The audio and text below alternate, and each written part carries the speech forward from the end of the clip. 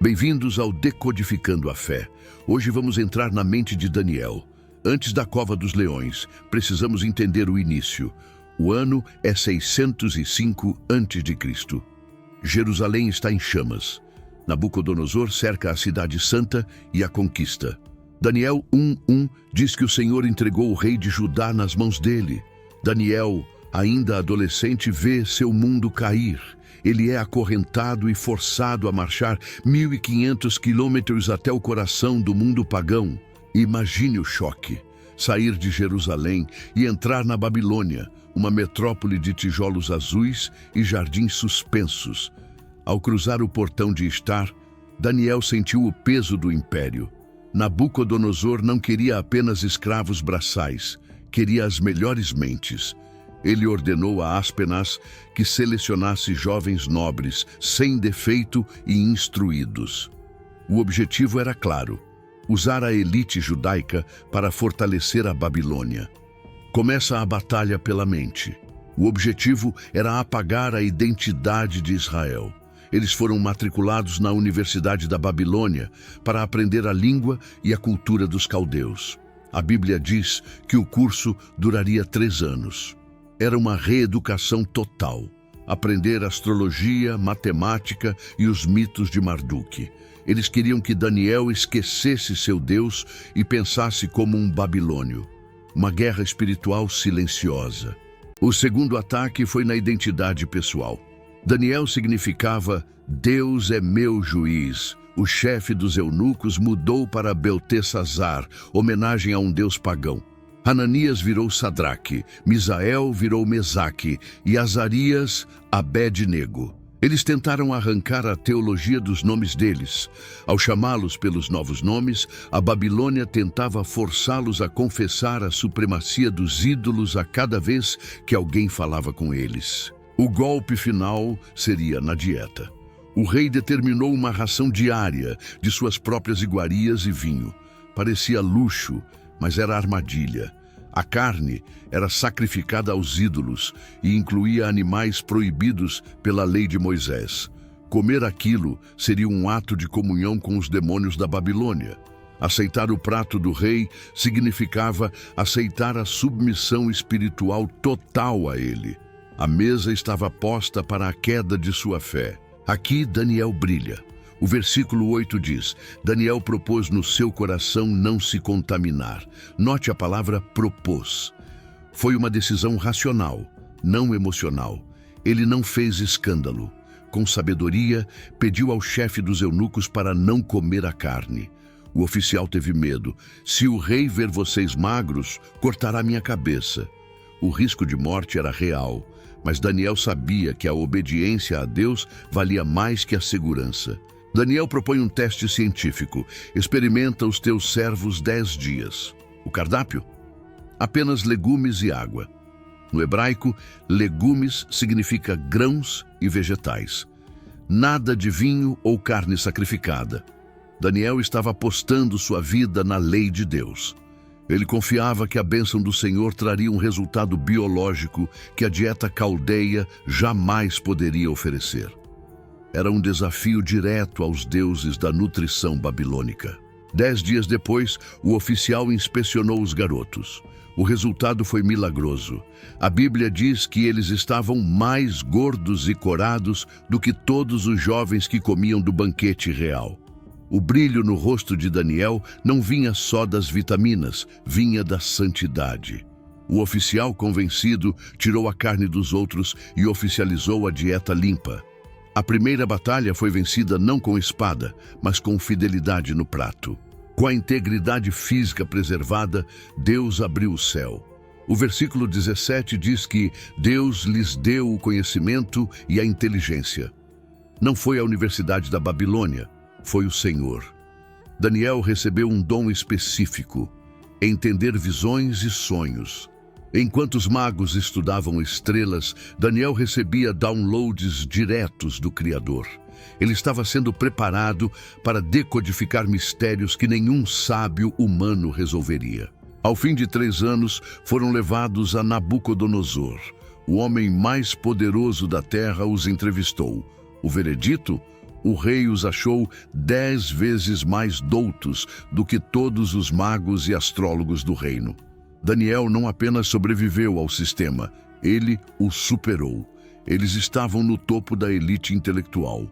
Mas o sucesso atrai inveja, e a verdadeira provação de fogo e a cova dos leões ainda estavam no futuro de suas vidas. No segundo ano, Nabucodonosor teve sonhos que o perturbaram, e o sono fugiu dele. Ele acordou aterrorizado por um pesadelo que parecia real, mas os detalhes sumiram, ou ele decidiu testar seus sábios. Ele convocou a elite, magos e astrólogos. A ordem foi brutal. Digam-me o que eu sonhei e o que significa. Ele não queria apenas uma interpretação genérica. Ele queria a prova de que eles tinham poder real para acessar a mente dele. Os sábios entraram em pânico. Ó rei, conte o sonho e daremos a interpretação. Era o truque deles. O rei falava, eles inventavam. Mas Nabucodonosor respondeu, a coisa me escapou. O ultimato foi dado. Se não me fizerem saber o sonho e a sua interpretação, sereis despedaçados, e as vossas casas feitas um monturo. O rei sabia que, se eles não vissem o passado, não poderiam prever o futuro. A sentença de morte foi assinada. A resposta dos caldeus expôs a fraude do paganismo. Eles admitiram, não há ninguém sobre a terra que possa declarar isso, exceto os deuses, cuja morada não é com a carne. O rei, furioso com a incompetência, decretou a morte de todos os sábios da Babilônia. A ordem de execução saiu imediatamente pelas ruas. E adivinhe, Daniel e seus amigos, que nem estavam na sala, entraram na lista de condenados a morrer pela espada. Arioque, o capitão da guarda, saiu para o massacre e encontrou Daniel. A Bíblia diz que o profeta respondeu com aviso e prudência. Ele não correu, nem gritou. Com calma sobrenatural, perguntou, por que o decreto é tão urgente? Daniel pediu tempo ao rei. Foi um ato de fé insana. Ele não sabia o sonho ainda, mas sabia quem sabia. Ele precisava de uma noite para acessar os arquivos do céu e salvar a vida de seus amigos. Daniel correu para casa e convocou Hananias, Misael e Azarias. Foi a primeira célula de oração registrada na Babilônia. Eles pediram misericórdia ao Deus do céu sobre este segredo. A vida deles dependia de uma revelação, e Deus honrou. Naquela noite, o mistério foi revelado numa visão. Daniel louvou. Ele revela o profundo e o escondido, conhece o que está em trevas e com ele mora a luz. O download divino foi concluído. Daniel voltou ao rei, mas não tomou a glória para si. Ele declarou, o mistério que o rei exige, nem sábios nem astrólogos podem declarar, mas há um Deus nos céus, o qual revela os segredos. Daniel apontou para o Criador e começou a descrever o pesadelo com precisão cirúrgica. Tu, ó rei, estavas vendo, e eis aqui uma grande estátua. Imagine o choque no rosto de Nabucodonosor ao ouvir seu segredo mais íntimo revelado. A estátua era terrível. A cabeça era de ouro fino, o peito e os braços de prata, o ventre e as coxas de cobre, as pernas de ferro, e os pés em parte de ferro e barro. Daniel explicou que aquilo não era só um ídolo, era a linha do tempo da história humana. A cabeça de ouro era a própria Babilônia. Deus estava mostrando a um rei pagão a sucessão dos impérios mundiais antes mesmo de eles nascerem. A profecia era exata, mas o clímax do sonho era o fim. Daniel disse, estavas vendo quando uma pedra foi cortada sem auxílio de mãos? Essa pedra bateu nos pés da estátua e a esmigalhou. O ouro, a prata e o ferro viraram pó e o vento os levou. Mas a pedra cresceu e se tornou uma grande montanha que encheu toda a terra. A mensagem era clara. Todos os reinos humanos são temporários, frágeis e serão destruídos pelo poder divino. Daniel decodificou. A pedra cortada sem mãos é o reino de Deus, que não tem origem humana. Ele profetizou que nos dias daqueles reis, o Deus do céu levantaria um reino que jamais seria destruído. Nabucodonosor ouviu sua própria sentença.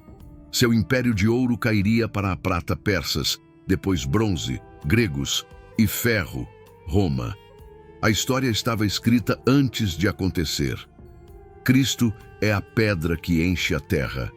O rei Nabucodonosor, o homem mais poderoso da terra, caiu sobre o rosto e adorou a Daniel. Ele confessou: certamente o vosso Deus é Deus de deuses e Senhor dos reis. Daniel foi promovido a governador de toda a Babilônia. Seus amigos também subiram ao topo.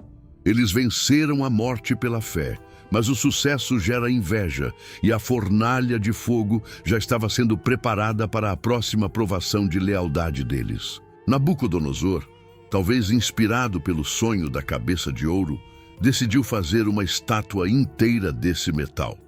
Ela tinha 60 côvados de altura e 6 de largura, erguida no campo de Dura.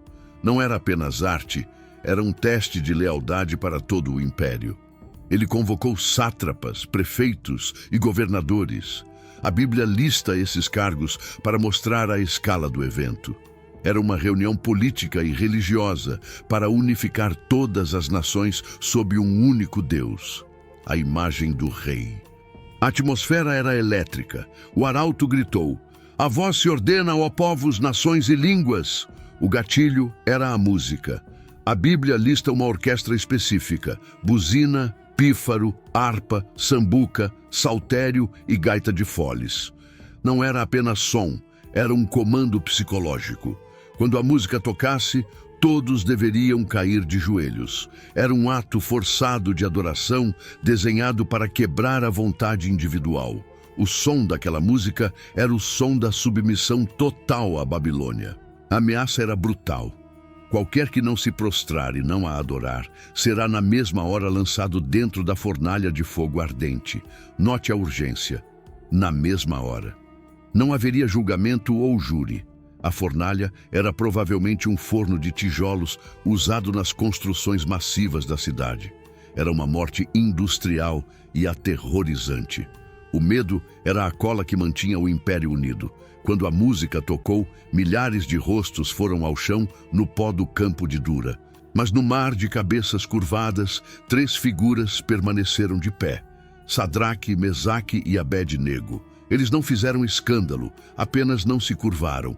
Os caldeus, invejosos da promoção deles, viram isso na hora. Foram ao rei com malícia. Há uns homens judeus, estes homens, ó rei, não fizeram caso de ti.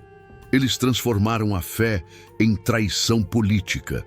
Não era apenas uma questão religiosa. Eles pintaram a atitude como um desafio direto à autoridade suprema do rei. Nabucodonosor foi tomado de fúria e raiva. Mandou chamá-los. Ele dá uma última chance, talvez porque gostasse deles. É de propósito: que não servis a meus deuses? Ele repete a ameaça da fornalha e lança o desafio final, uma afronta direta ao Criador. E quem é o Deus que vos poderá livrar das minhas mãos? Ele estava se colocando acima de qualquer divindade. O rei acreditava que seu poder de matar era maior do que o poder de qualquer Deus de salvar. A resposta dos 3 é uma das mais corajosas da Bíblia. Não necessitamos de te responder sobre este negócio. Eles declararam: eis que o nosso Deus pode nos livrar. Mas então vem o mas se não. Mesmo que Deus escolha não salvá-los fisicamente, eles ainda não se curvarão. Fica sabendo, ó rei, que não serviremos a teus deuses. A lealdade deles não era baseada em segurança ou troca de favores, mas na verdade absoluta de quem Deus é. O rosto do rei mudou. A Bíblia diz que ele se transtornou. Deixou de ser o governante para ser um monstro. Ordenou que a fornalha fosse aquecida 7 vezes mais do que o normal. Isso era puro ódio, um sinal de perda de controle. Ele mandou os homens mais fortes do exército amarrá-los. O calor era tão absurdo que as chamas mataram os próprios soldados que os jogaram lá dentro. Foi uma cena de execução caótica e violenta, onde o fogo parecia incontrolável. Eles caíram atados no meio do fogo. O rei sentou-se para ver a execução. Mas algo estava errado. Em vez de gritos e cheiro de carne queimada, havia movimento dentro das chamas. Nabucodonosor levantou-se espantado e perguntou aos conselheiros: "Não lançamos nós 3 homens atados dentro do fogo?" Eles responderam: "É verdade, ó rei." As leis da física haviam sido suspensas dentro daquele forno de tijolos. O rei viu algo que o aterrorizou. O rei gritou: "Eu, porém, vejo 4 homens soltos que andam passeando dentro do fogo, e o aspecto do quarto é semelhante ao Filho dos Deuses." Jesus pré-encarnado desceu na Babilônia. Ele não apagou o fogo. Ele entrou nele com seus servos. As cordas que os amarravam queimaram, mas suas roupas não. A presença de Deus transformou a fornalha em um templo de adoração. Onde Jesus está, o fogo do mundo não tem poder de destruir, apenas de purificar. Nabucodonosor chamou-os para fora: "Servos do Deus Altíssimo, saí!" Eles saíram. Sátrapas e governadores viram que o fogo não tinha tido poder algum sobre os seus corpos, nenhum só cabelo da sua cabeça se tinha queimado, nem cheiro de fogo passara sobre eles. O rei fez um novo decreto: qualquer um que blasfemasse contra o Deus deles seria despedaçado. A fornalha, projetada para matá-los, acabou sendo o palco para a maior promoção de suas vidas. Passaram-se anos. Nabucodonosor estava no auge. Um dia, passeando no terraço do Palácio Real, a soberba subiu à cabeça. Ele olhou para a glória da cidade e disse: "Não é esta a grande Babilônia que eu edifiquei para a glória da minha magnificência?" Ele esqueceu que foi Deus quem lhe deu o reino. A resposta do céu foi imediata. Enquanto a palavra ainda estava na boca do rei, uma voz caiu do céu: "O reino passou de ti." A sentença de humilhação foi decretada naquele instante. Nabucodonosor foi expulso do meio dos homens. A Bíblia descreve uma condição clínica rara chamada zoantropia. Ele passou a agir como um animal. O seu corpo foi molhado do orvalho do céu, até que lhe cresceu pelo como as penas da águia, e as suas unhas como as das aves. O homem mais poderoso do mundo agora pastava erva como os bois. 7 tempos, provavelmente 7 anos, passaram sobre ele, até que ele aprendesse que o Altíssimo tem domínio sobre o reino dos homens. Mas a misericórdia triunfou. O rei levantou os olhos ao céu e o entendimento voltou. Ele louvou ao Deus de Daniel. Nabucodonosor morreu e o império passou para seus sucessores, até chegar em Belsazar. Estamos agora em 539 a.C. Belsazar, neto de Nabucodonosor, dá um grande banquete para 1000 dos seus grandes. Enquanto os exércitos persas cercavam a cidade do lado de fora, ele decidiu fazer uma festa, confiando nas muralhas impenetráveis da Babilônia. A arrogância era fatal. O pecado de Belsazar foi além. Já bêbado, mandou trazer os vasos de ouro e prata que seu avô tinha tirado do templo de Jerusalém. Aqueles utensílios eram sagrados, consagrados a Deus. O rei, suas mulheres e concubinas beberam vinho neles e louvaram aos deuses de ouro, prata, ferro e pedra. Foi um ato de profanação deliberada. Ele usou o sagrado para celebrar o profano. Naquele momento, a paciência de Deus com a Babilônia se esgotou. O relógio do juízo bateu à meia-noite. De repente, o terror paralisou o salão. A Bíblia diz que apareceram uns dedos de mão de homem e escreviam na caiadura da parede. Não havia corpo, apenas uma mão flutuante escrevendo letras de fogo. O rei Belsazar viu a parte da mão que escrevia. Seu rosto mudou de cor, seus pensamentos o turbaram, as juntas dos seus lombos se relaxaram e seus joelhos batiam um no outro. O silêncio da morte tomou conta da festa. A festa acabou antes de terminar. Nenhum mago conseguia ler. A rainha-mãe, provavelmente filha de Nabucodonosor, entrou e disse: há no teu reino um homem, Daniel. Daniel agora era um velho de cerca de 80 anos, esquecido pela nova corte, mas lembrado por Deus. Ele foi trazido diante do rei. Belsazar ofereceu púrpura e ouro se ele lesse. Daniel, com a autoridade de quem já viu reis subirem e caírem, respondeu seco: as tuas dádivas fiquem contigo. Ele não estava ali para negociar, mas para sentenciar. Daniel primeiro deu uma aula de história.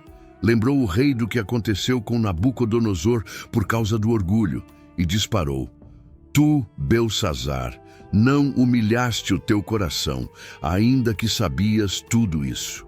O pecado não foi ignorância, foi rebeldia consciente.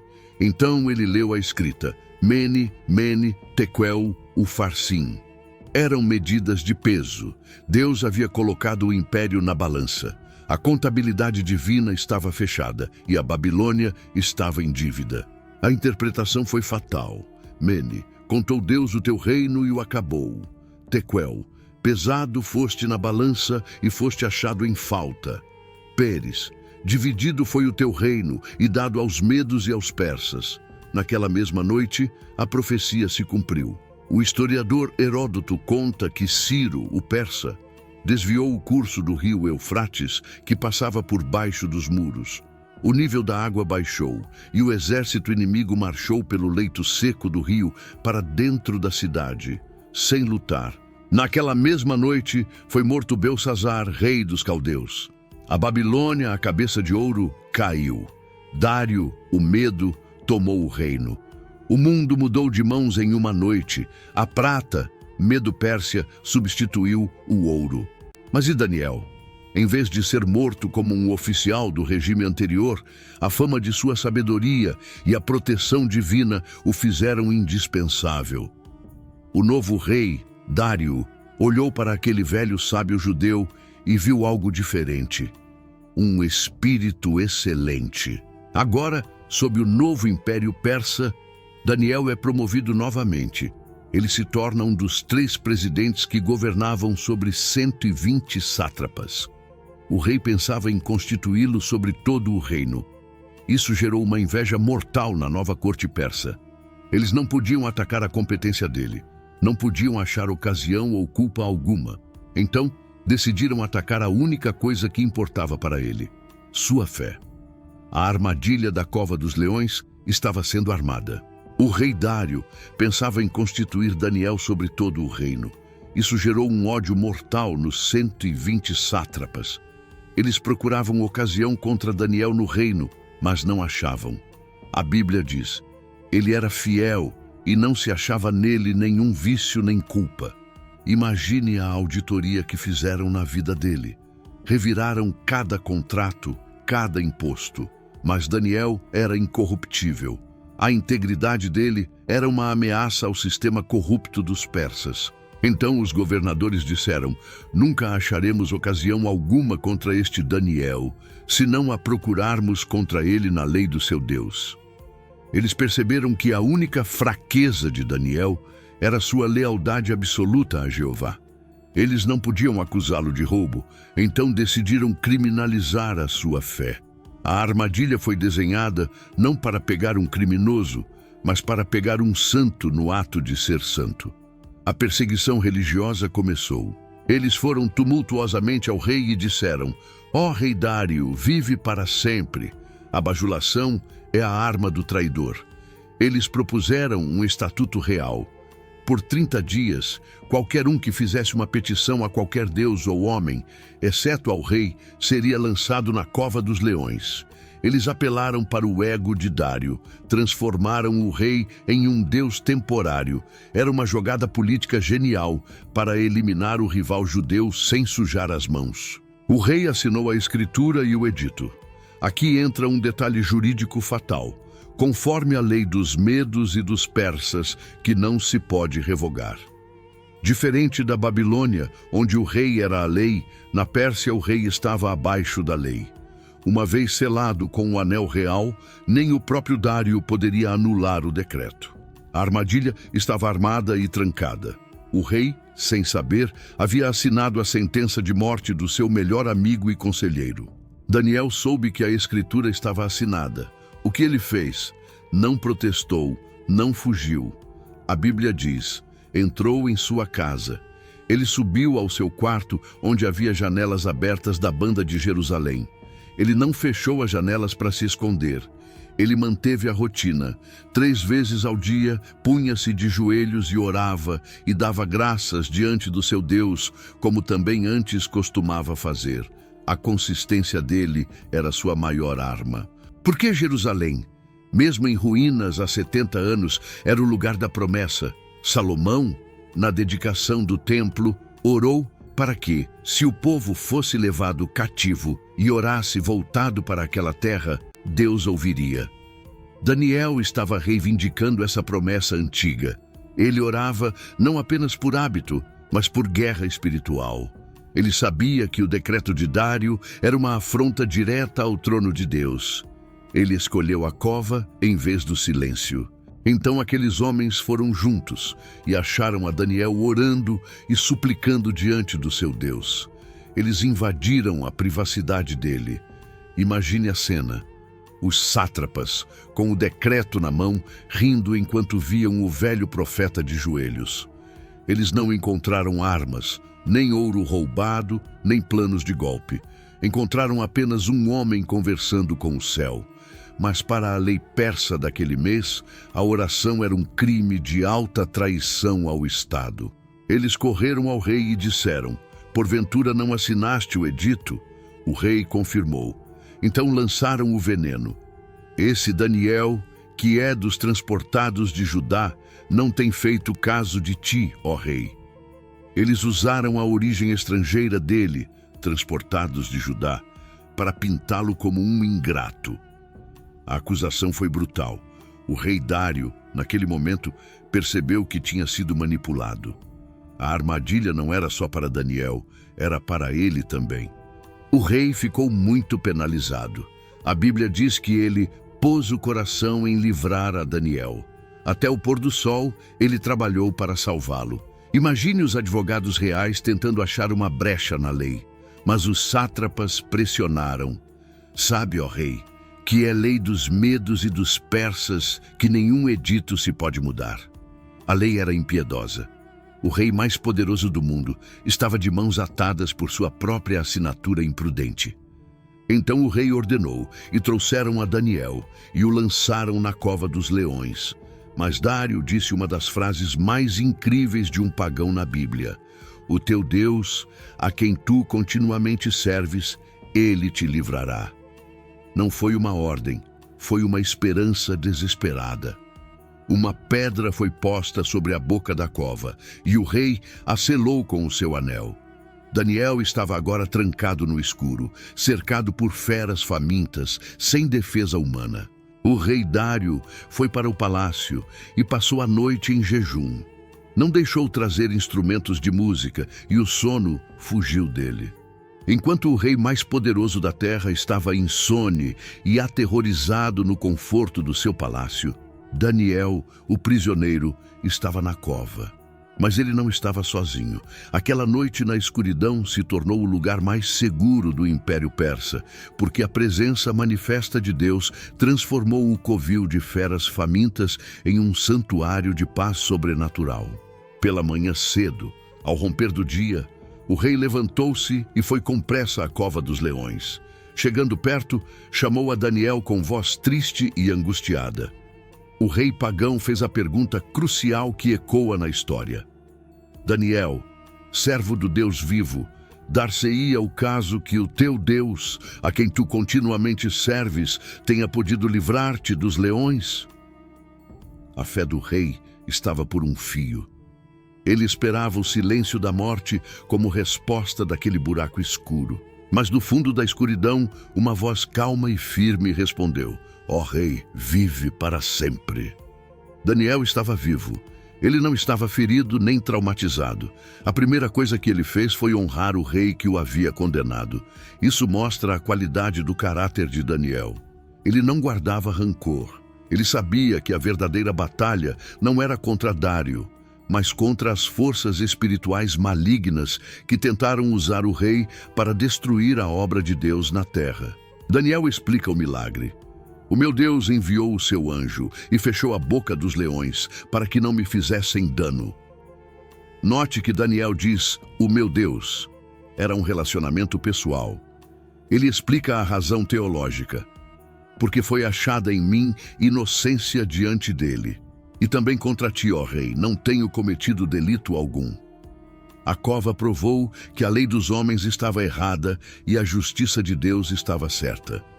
A integridade foi sua defesa. Então o rei se alegrou muito. Ordenou que tirassem a Daniel da cova. Quando o profeta de 80 anos emergiu da escuridão para a luz do sol, os oficiais o examinaram. A Bíblia registra um detalhe médico. Nenhum dano se achou nele. Nenhum arranhão sequer. Por quê? O texto responde, porque crera no seu Deus. A fé foi o escudo invisível que neutralizou as mandíbulas das feras famintas naquela noite que parecia interminável. A história toma um rumo brutal. O rei ordenou que trouxessem aqueles homens que tinham acusado a Daniel. Eles foram lançados na cova dos leões. A justiça persa era implacável e coletiva. Eles, seus filhos e suas mulheres. É uma cena difícil de ler, mas mostra a seriedade de tocar nos ungidos de Deus na antiguidade. O que eles prepararam para Daniel tornou-se a sua própria sepultura. A armadilha mortal se voltou contra os caçadores. E para provar que os leões não estavam sem fome ou dopados naquela noite anterior, a Bíblia relata o horror. Ainda não tinham chegado ao fundo da cova quando os leões se apoderaram deles e lhes esmigalharam todos os ossos. A proteção sobre Daniel foi um ato de contenção divina sobrenatural. Assim que a restrição do anjo foi removida, a natureza selvagem das feras retomou seu curso natural com fúria instantânea contra os ímpios. O impacto do milagre foi global. O rei Dário escreveu um novo decreto a todos os povos, nações e línguas que moravam em toda a terra. A vossa paz seja multiplicada. O livramento de um único homem fiel reverberou por todo o império conhecido. O Deus de Israel, que parecia derrotado desde a queda de Jerusalém e do templo, agora estava sendo proclamado pelo monarca pagão que dominava o mundo. A fé de um mudou a lei de todos. O decreto dizia, da minha parte, é feito um decreto, que em todo o domínio do meu reino, os homens tremam e temam perante o Deus de Daniel, porque ele é o Deus vivo e que permanece para sempre. Dário reconheceu o que Nabucodonosor demorou anos para aprender. O Deus de Daniel não é uma estátua de ouro que pode cair.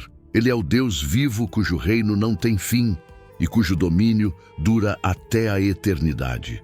A saga termina em triunfo absoluto. Este Daniel, pois, prosperou no reinado de Dário e no reinado de Ciro, o persa. Ele sobreviveu a reis, impérios, fornalhas e leões. Desde o adolescente acorrentado na Babilônia até o primeiro-ministro da Pérsia, Daniel permaneceu o mesmo homem de oração e integridade. Sua vida nos ensina que, mesmo no exílio, em terra estranha, o Deus dos céus reina e protege os seus servos fiéis.